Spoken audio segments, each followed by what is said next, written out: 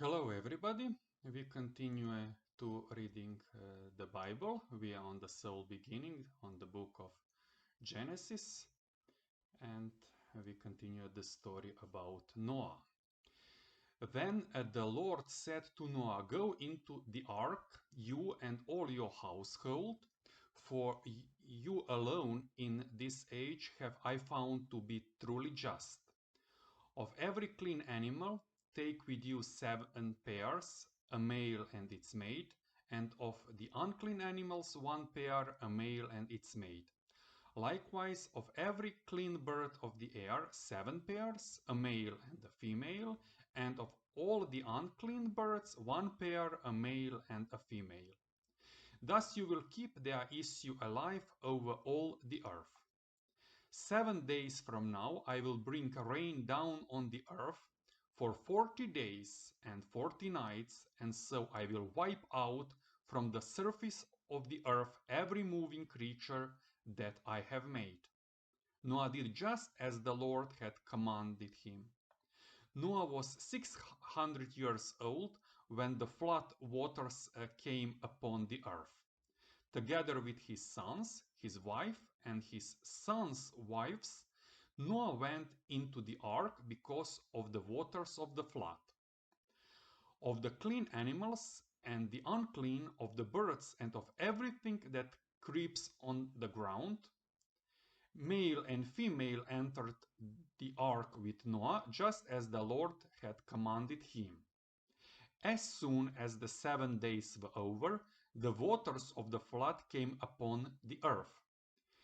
In the 600th year of Noah's life, in the second month, on the 17th day of the month, it was on that day that all the fountains of the great abyss burst forth, and the floodgates of the sky were opened.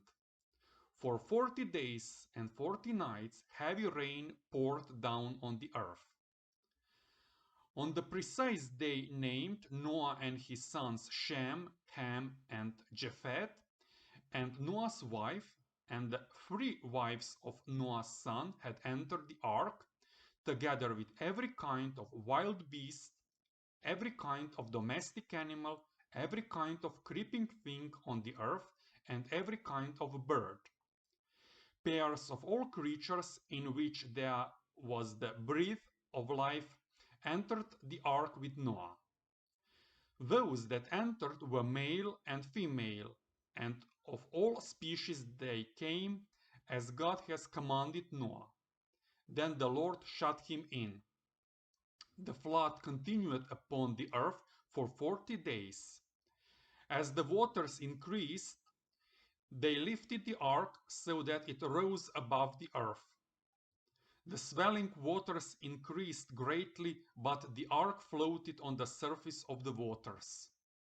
Higher and higher above the earth rose the waters until all the highest mountains everywhere were submerged, the crest rising 15 cubits higher than the submerged mountains.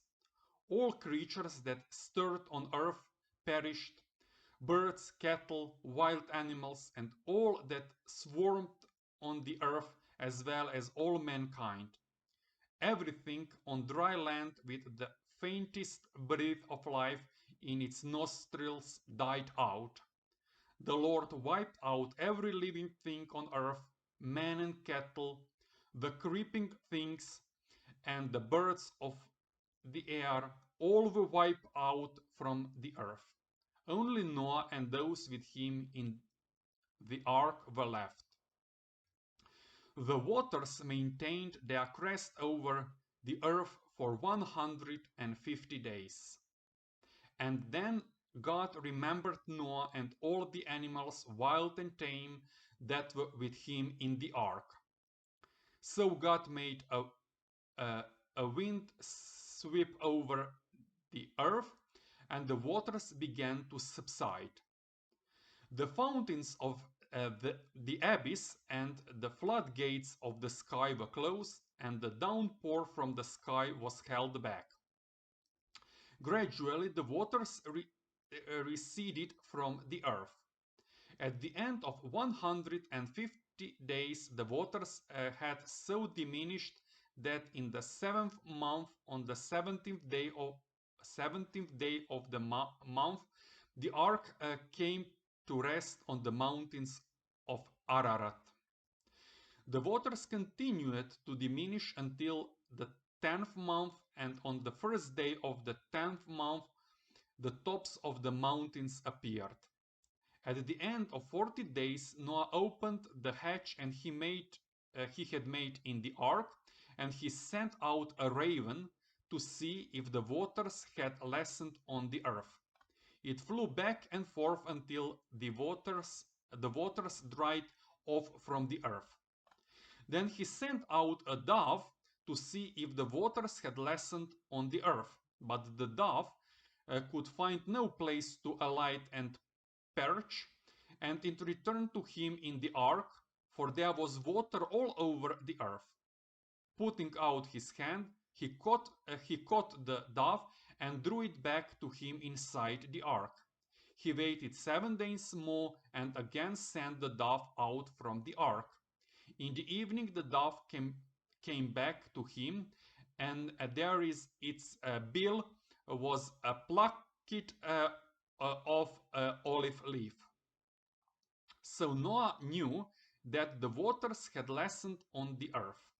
He waited still another 7 days and then released the dove once more, and this time it did not come back.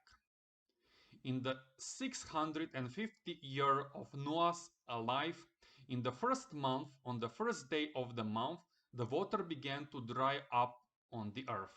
Noah then removed the covering of the ark and saw that the surface of the ground was drying up. In the second month, on the 27th day of the month, the earth was dry. Then God said to Noah, "Go out of the ark together with your wife and your sons and your sons' wives. Bring out with you every living thing that is with you, all bodily creatures, be they birds or animals or creeping things of the earth, and let them abound on the earth, breeding and multiplying on it."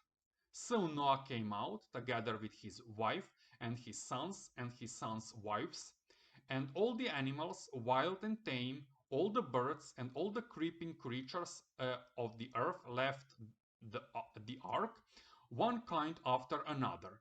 Then Noah built an altar to the Lord, and choosing from every clean animal and every clean bird, he offered holocausts on the altar. When the Lord smelled the sweet odor, he said to himself, "Never again will I doom the earth because of man, since the desires of man's heart are evil from the start. Nor will I ever again strike down all living beings as I have done. As long as the earth lasts, seed time and harvest, cold and heat, summer and winter, and day and night shall not cease." God blessed Noah and his sons and said to them, "Be fertile and multiply and fill the earth. Dread fear of you shall come upon all the animals of the earth and all the birds of the air, upon all the creatures that move about on the ground, and all the fishes of the sea. Into your power they are delivered. Every creature that is alive shall be yours to eat. I give them all to you as I did the green plants.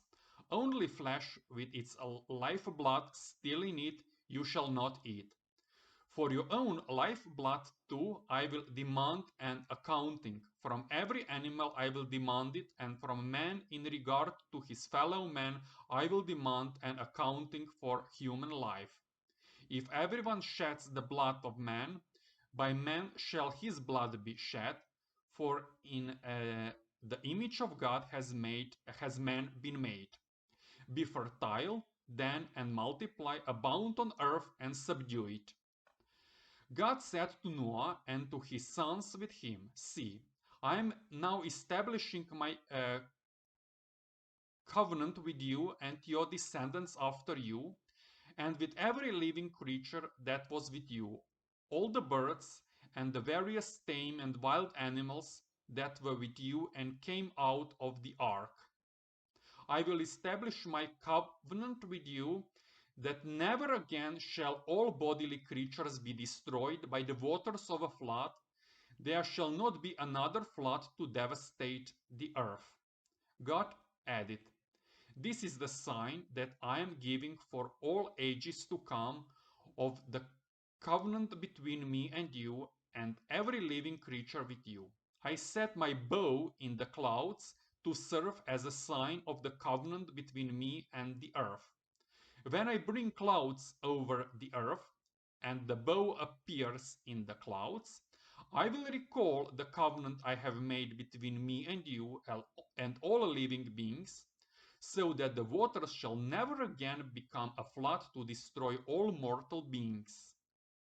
As the bow appears in the clouds, I will see it and recall the everlasting covenant that I have established between God and all living beings, all mortal creatures that are on earth." God told Noah, "This is the sign of the covenant I have established between me and all mortal creatures that are on earth." The sons of Noah who came out of the ark were Shem, Ham, and Japheth. Ham was the father of Canaan. These three were the sons of Noah, and from them the whole earth was peopled. Now Noah, a man of the soil, was the first to plant a vineyard. When he drank some of the wine, he became drunk and lay naked inside his tent. Ham, the father of Canaan, saw his father's nakedness, and he told his two brothers outside about it. Shem and Japheth, however, took a rope and holding it on their backs, they walked backward and covered their father's nakedness. Since their faces were turned the other way, they did not see their father's nakedness.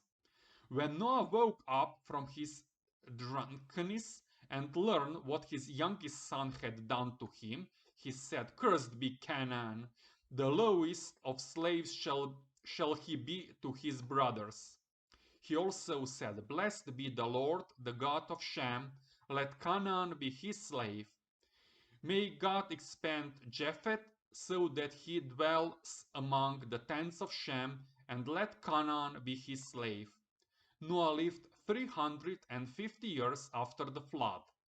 The whole lifetime of Noah was 950 years, then he died. These are the descendants of Noah's sons, Shem, Ham, and Japheth, to whom sons were born after the flood.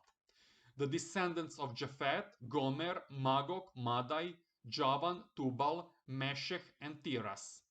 The descendants of Gomer: Ashkenaz, Riphat, and Togarma. The descendants of Javan: Elisha, Tarkish, the Kittim, and the Rodanim. These are the descendants of Japheth, and from them sprang the maritime nations in their respective lands, each with its own language, by their clans within their nations. The descendants of Ham: Cush, Mizraim, Put, and Canaan. The descendants of Cush: Seba, Havilah, Sabta, Ramah, and Sabteka. The descendants of Ramah: Sheba and Dedan. Cush became the father of Nimrod, who was the first potentate on earth. He was a mighty hunter by the grace of the Lord, hence the saying, like Nimrod, a mighty hunter by the grace of the Lord. The chief cities of his kingdom were Babylon, Erech, and Akkad, all of them in the land of Shinar. From the land he went forth to Ashur, where he built Nineveh, Rehoboth-ir, and Kala, as well as Resen between Nineveh and Kala, the latter being the principal city.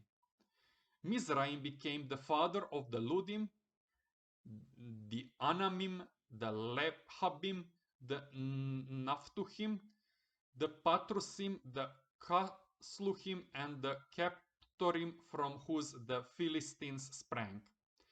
Canaan became the father of Sidon, his firstborn, and of Heth, also of the Jebusites, the Amorites, the Girgashites, the Hivites, the Arkites, the Sinites, the Arvadites, the Zemarites, and the Hematites. Afterward, the clans of the Canaanites spread out, so that the Canaanite borders extended from Sidon all the way to Gerar near Gaza, and all the way to Sodom, Gomorrah, Admah, and Zeboim near Lasha. These are the descendants of Ham according to their clans and languages, by their lands and nations. To Shem also Japheth's oldest brother and the ancestor of all the children of Eber sons were born. The descendants of Shem, Elam, Ashur, Arpachshad, Lut, and Aram. The descendants of Aram, Az, Hal, Geder, and Mash. Arpachshad became the father of Shelah, and Shelah became the father of Eber. To Eber 2 sons were born. The name of the first was Pelag, for in his time the world was divided, and the name of his brother was Yoktan. Yoktan became the father of Almodad, Shelef, Hazarmavet, Jera, Hadoram, Uzal, Dikla, Obal, Abimael, Sheba, Ophir, Havilah, and Jobab. All these were the descendants of Yoktan.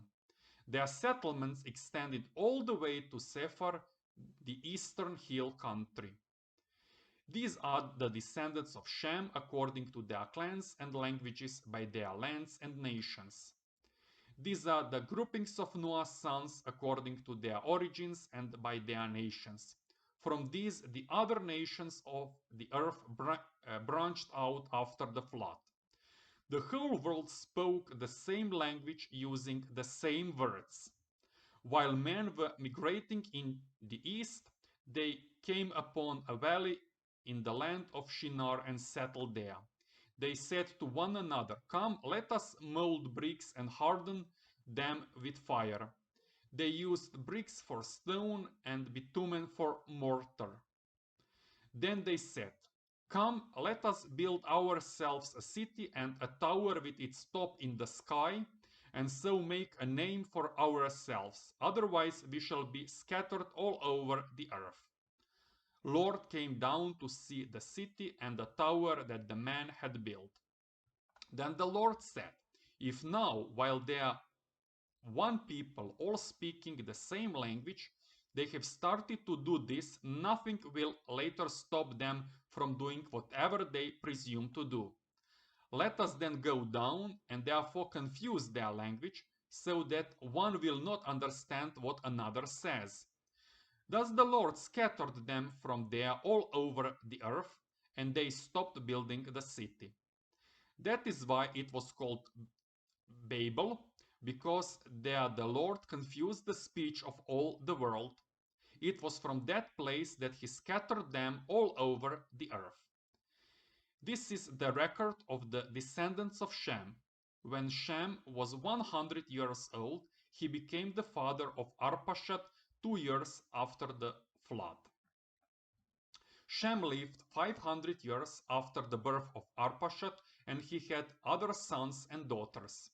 When Arpachshad was 35 years old, he became the father of Shelah. Arpachshad lived 403 years after the birth of Shelah, and he had other sons and daughters. When Shelah was 30 years old, he became the father of Eber. Shelah lived 403 years after the birth of Eber, and he had other sons and daughters. When Eber was 34 years old, he became the father of Peleg. Eber lived 430 years after the birth of Peleg, and he had other sons and daughters. When Peleg was 30 years old, he became the father of Reu. Peleg lived 209 years after the birth of Reu, and he had other sons and daughters. When Reu was 32 years old, he became the father of Serug. Reu lived 207 years after the birth of Serug, and he had other sons and daughters. When Serug was 30 years old, he became the father of Nahor. Serug lived 200 years after the birth of Nahor, and he had other sons and daughters. When Nahor was 29 years old, he became the father of Terah. Nahor lived 119 years after the birth of Terah, and he had other sons and daughters. When Terah was 70 years old, he became the father of Abram, Nahor, and Haran. This is the record of the descendants of Terah. Terah became the father of Abram, Nahor, and Haran became the father of Lot. Haran died before his father Terah in his native land in Ur of the Chaldeans. Abram and Nahor took wives. The name of Abram's wife was Saraiah, and the name of Nahor's wife was Milcah, daughter of Haran, the father of Milcah and Isaac. As Sarai was barren, she had no child. Terah took his son Abram, his grandson Lot, son of Haran, and his daughter-in-law Sarai, the wife of his son Abram, and brought them out of Ur of the Chaldeans to go to the land of Canaan. But when they reached Haran, they settled there.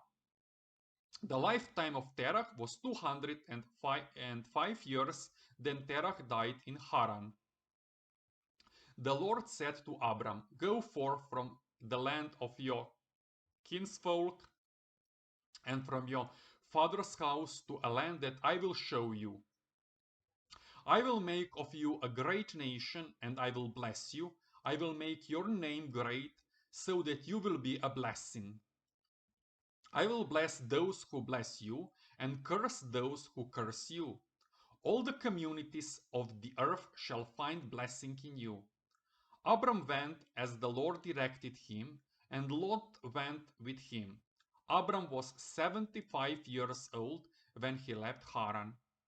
Abram took his wife Sarai, his brother's son Lot, and the possessions that they had accumulated, and the persons they had acquired in Haran, and they set out for the land of Canaan. When they came to the land of Canaan, Abram passed through the land as far as the sacred place of Shechem by the terebinth of Moreh. The Canaanites were then in the land. The Lord appeared to Abram and said, "To your descendants I will give this land." So Abram built an altar there to the Lord who had appeared to him. From there he moved on to the hill country east of Bethel, pitching his tent with Bethel to the west and Ai to the east. He built an altar there to the Lord and invoked the Lord by name. Then Abram journeyed on by stages to the Negeb. There was famine in the land, so Abram went down to Egypt to sojourn there, since the famine in the land was severe. When he was about to enter Egypt, he said to his wife Sarai, "I know well how beautiful a woman you are. When the Egyptians see you, they will say she is his wife. Then they will kill me, but let you live. Please say therefore that you are my sister, so that it may go well with me on your account, and my life may be spared for your sake."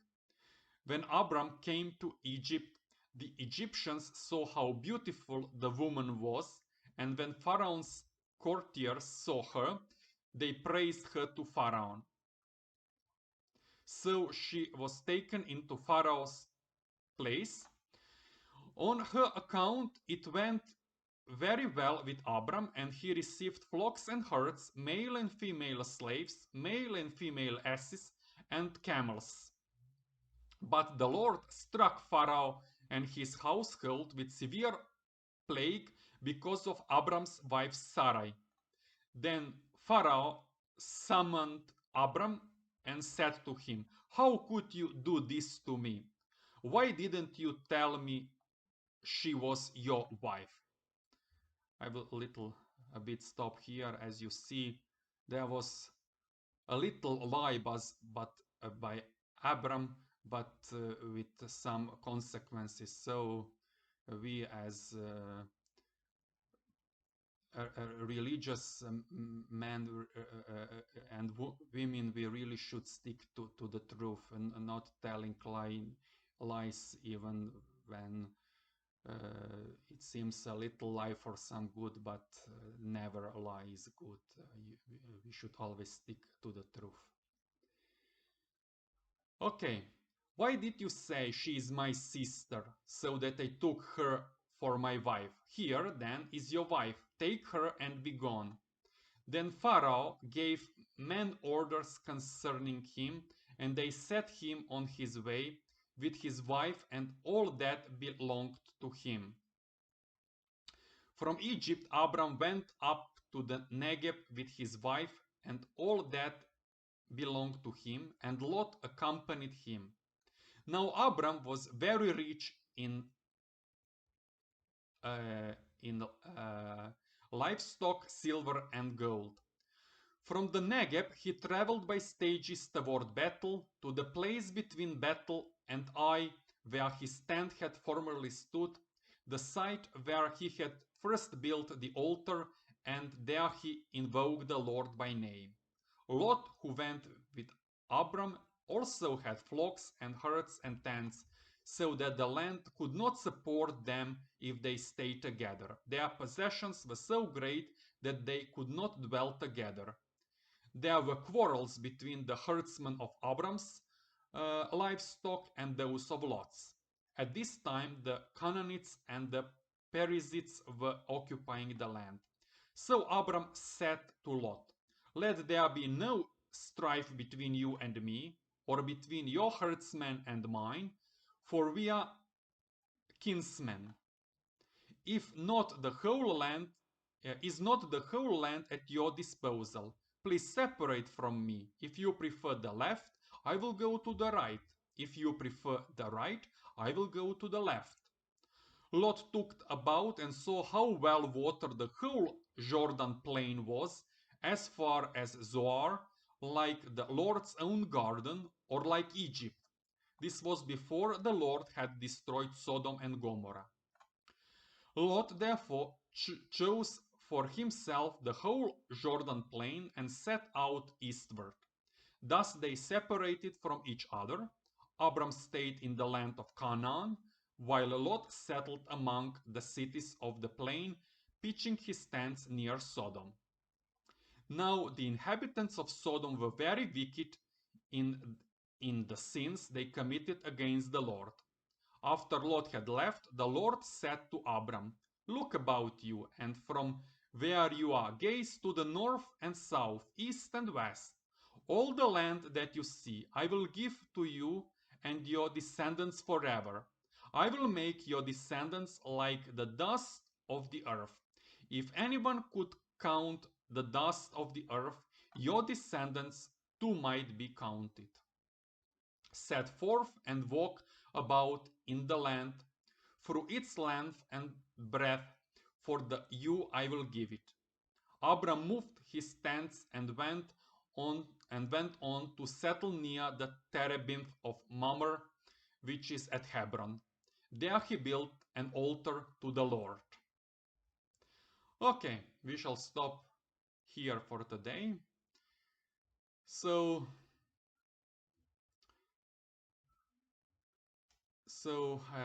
there will be no much comments for today. We saw the big flood, and that God promised there will be no flood anymore like that all mankind will be destroyed. I would say that God is here clearly better than us. I guess that us humans at least sometimes think that mankind is so wicked, as this was said for the man of Sodom, and maybe we sometimes wanted that the whole world be destroyed again, and so yes, I don't know much what to say. This Old Testament will be in some places a little bit maybe boring with all those pure pure numeration of descendants of some people, all those names. I'm sorry for bad pronunciation sometimes. There are some words I don't know. I try to prepare myself by reading first in Croatian. That is a little bit helpful to me. But again, I believe I shall learn more English from time to time. But sorry that I'm not good in languages. That is for sure. But never mind. I think that I can read this, that it can be understandable pretty much. I also believe that it is really good for us to read the Old Testament to prepare ourselves for the New Testament. So there is no quick way to improve our spiritual life, so we are going slowly, and that is why I decided to read the Bible for 5 years. I assume with this pace I hope to finish this reading in 5 years. And I hope that we shall be a little bit more spiritual in 5 years, and then we shall have maybe some new plans till then for this YouTube channel. I hope that we shall be safe in this difficult times with this COVID-19 pandemic, that COVID-19 will not be like this flood in Noah's time, that mostly we will survive. God bless you all. See you next time. I hope next Sunday. I planning to record those videos and publish them on YouTube each Sunday. Okay, thank you very much. See you next week.